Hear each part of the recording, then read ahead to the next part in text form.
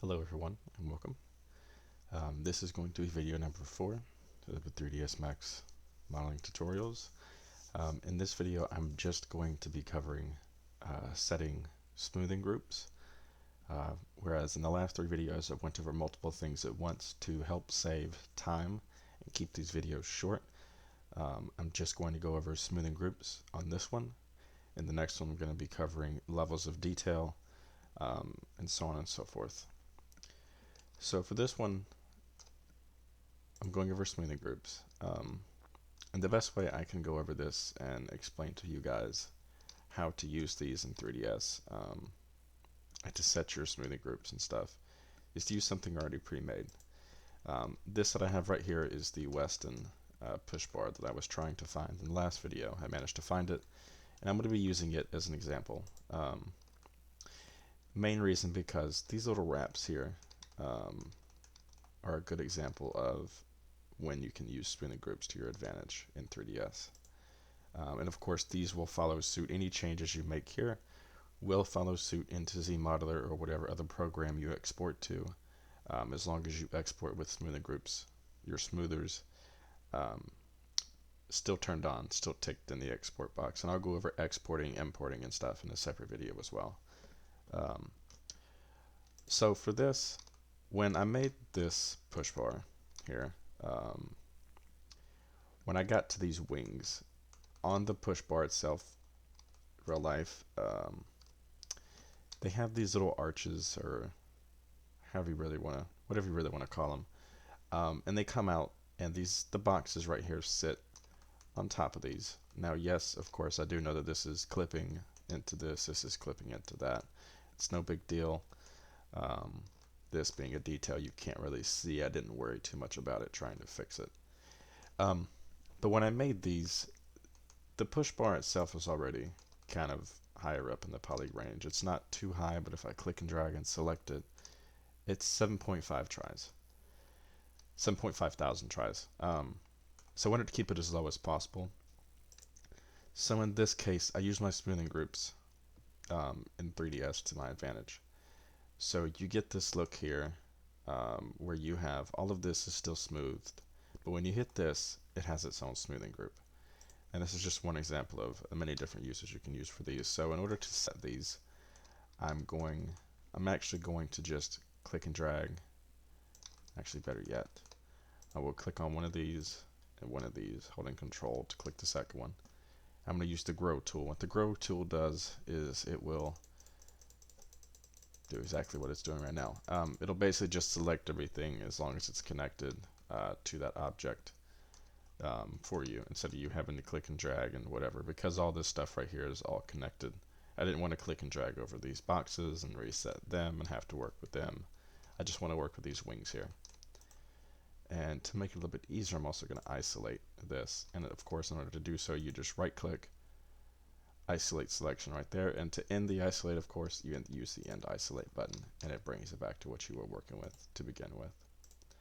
But to go back to that, so with these selected, I'm going to go down and set this up as it would be if I didn't have any smoothers, any sort of smoothing groups applied to it at all. So if I just get rid of all of these, and let me grab them one more time. Clicked out a little too soon. So if I grab all of these, they're all set to this first smoothing group here.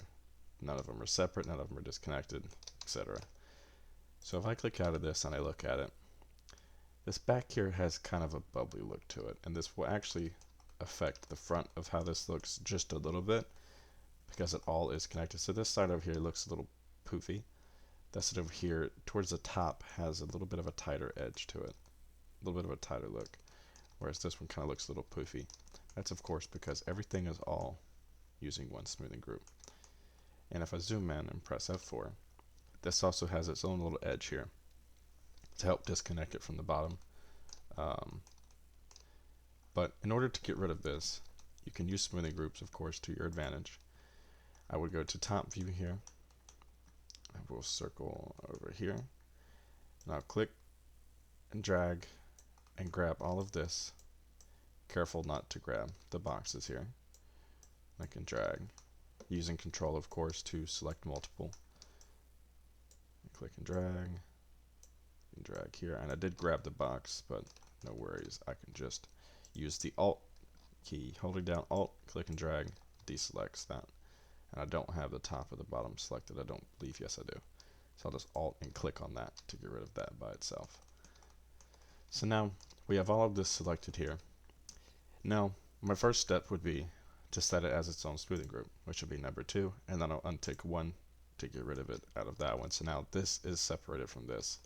Now, of course, the reason that I did this way is because you can always add a chamfer into the edges here, but that just adds more polys, and those are unnecessary polys in this case. Now, in some cases, you do want to do that if it's something that's going to be in, you know, your field of view or whatever you're working with. But unfortunately, this is behind the push bar. This is also up against a bumper. This isn't a detail that you will very easily see, and if you do see it, it will be very rare in cases that you do see it.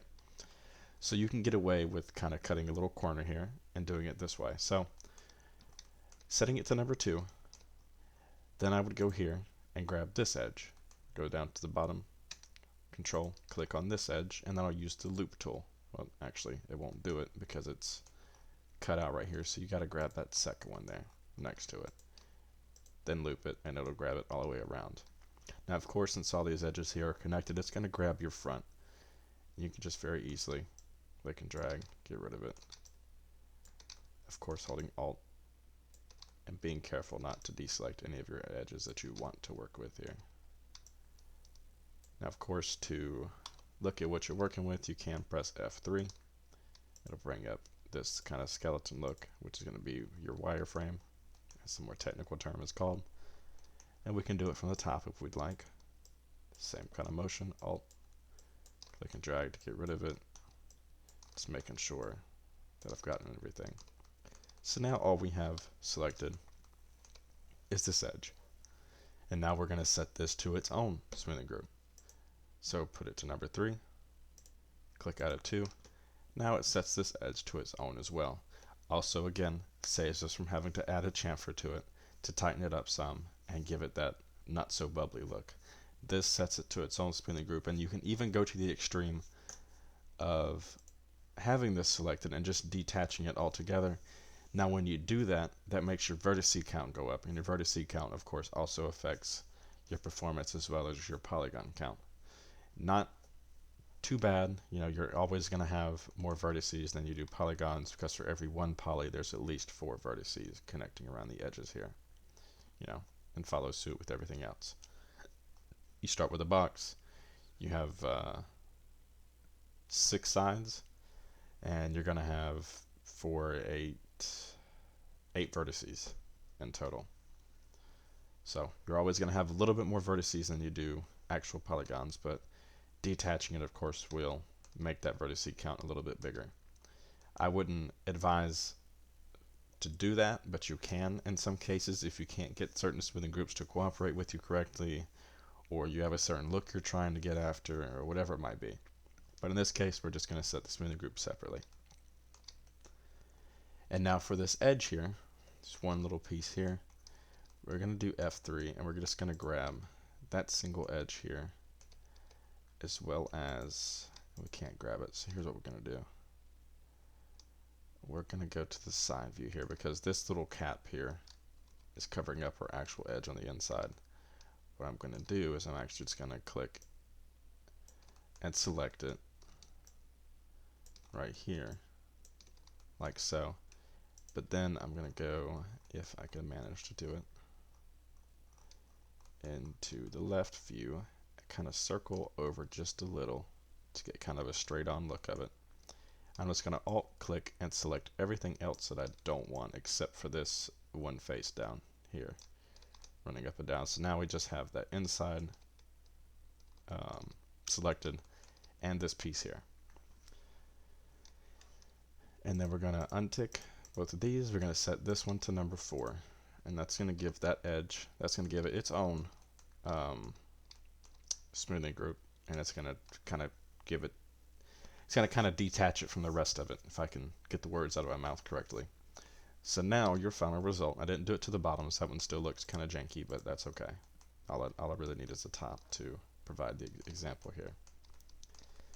But so now You have the same thing over here on the left side as you do on the right side. Towards the back, of course, this is all its own smoothing group. And this can save you polys in the long run. And some people before have even done this with, say, vehicles. You use it for like your wheel wells, your wheel arches. Instead of having to chamfer that edge, you can just set it to a different smoothing group so it's all disconnected and it's on its own, and you don't have to have a chamfer. Now for a vehicle, something like that, that is very it's easy to be seen, especially like wheel arches and stuff. I wouldn't personally do that, but some people have, and if you can pull it off, then that's great. More power to you.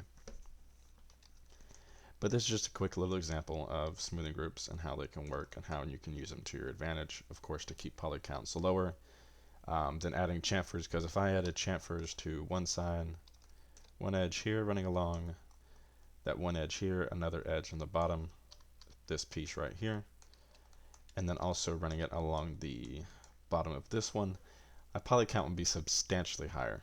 Now, if this was being used for rendering or whatever it might be, then yes, you would want to do that, and you would want to have that high poly, because higher poly objects when rendering are more useful. But unfortunately, this being a game asset, you don't want to do that. And this, of course, tutorial is showing you how to do this when using game assets. But I believe that about covers it. That's just a quick example. You can use the same method along whatever you make. Doesn't really matter. You can do it for whatever. You set it up for whatever. Whatever it may be. You've got a light and say, like for example, this box here. This box is a very simple shape. It doesn't have any chamfers on it, but it's all set to different smoothing groups. This one's set to 3. This edge is set to actually nothing. And the sides here are set to 5. So, use it to your advantage. The box looks just fine. Just a regular old box. But I believe that about covers it. And of course, as always, thank you for watching.